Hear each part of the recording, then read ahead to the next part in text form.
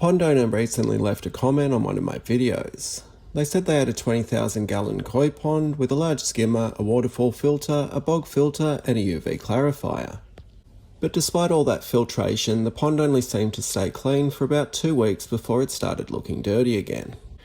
Now whenever someone says their pond isn't clean, my first question's sort of the same. What do you mean by clean? Because a lot of pond owners use the word clean, but they can mean completely different things. Some people mean green water, others mean string algae, some mean sludge building up on the bottom, others mean the water isn't crystal clear. And here's where things get interesting. A pond can look crystal clear and still have problems, and at the same time, a pond can have some algae and actually be functioning quite well. But before I go further, I should introduce myself in case you don't already know me. My name is Kev, and I help people build and maintain their ponds without spending a fortune. So if that sounds like something that interests you, you might like to subscribe and check out my website, Ozponds.com. Now that that's out of the way, I've seen ponds with string algae growing in the bog filter, and the water has been absolutely crystal clear.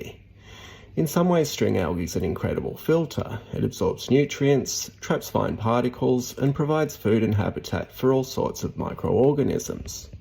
Now that doesn't mean I want my pond covered in string algae. Most people don't like looking at it, and I don't blame them, but what I've learned is not to panic every time I see it. Green water is another example. Most people hate green water, but the algae causing that green water is feeding on nutrients dissolved in the water. It's doing exactly what nature designed it to do. It's taking up nutrients that would otherwise remain in the system. The reason I bring this up is because appearance and function aren't always the same thing. A pond can look clean and be unhealthy, and a pond can look messy and be functioning surprisingly well. So instead of asking whether a pond is clean, I think a better question is, what's building up inside the system? Is it fish waste? Is it uneaten food, dead plant material, fine sediment, or dissolved nutrients that are accumulating faster than they're being removed?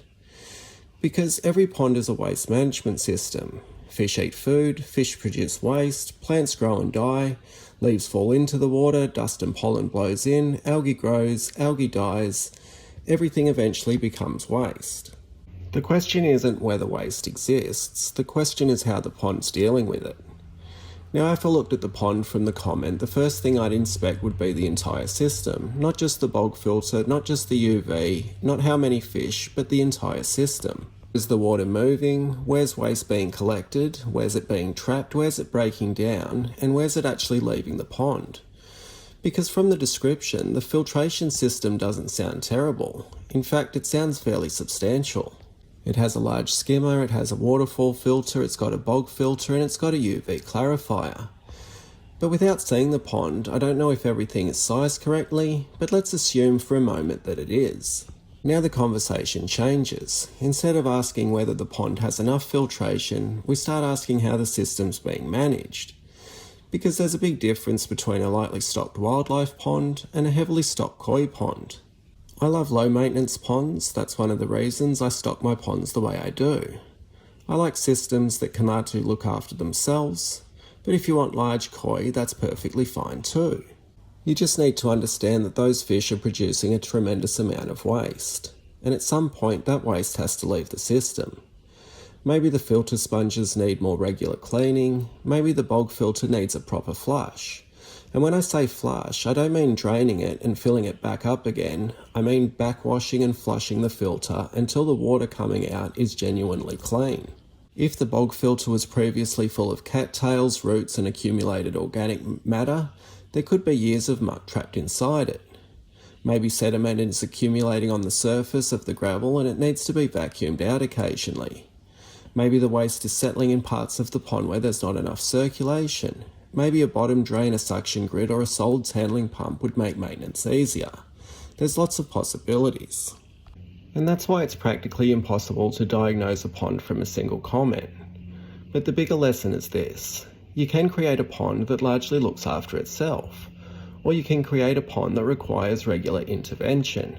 Neither's right or wrong, they're just simply different systems with different goals. The mistake's assuming every pond should require the same amount of maintenance. A lightly stocked wildlife pond might go months with very little attention. A heavily stocked koi pond may need regular maintenance because of the amount of waste being produced. Nature can do amazing things, but it still has limits. If you want lots of big fish, it'll need more management or more water volume to allow nature to work its magic. So before you add another filter, another UV, another bottle of bacteria, or another piece of equipment, ask yourself a simple question. How is waste being produced? Where's the waste going? Or how's it being processed inside the system? That's usually where the answer is hiding. Every pond I build follows the same basic principles. Not because it's the only way to build a pond, but because understanding how waste moves through a pond system helps you make better decisions from the very beginning. If you want to learn more about the system I use, you can check out the Pond Formulas Blueprint at ozponds.com. It covers the same design principles I use in my own ponds, and it's been used by people all over the world. But if you've got a pond that only stays clean for 2 weeks, don't just ask what equipment you need next. Start by asking where the waste is coming from, where it's accumulating, and how your system's dealing with it. Then you have a chance at fixing the problem. I hope this video was helpful, and if you want to see my approach to sediments and waste inside my own ponds, you can watch this video next. Thanks for watching. See ya.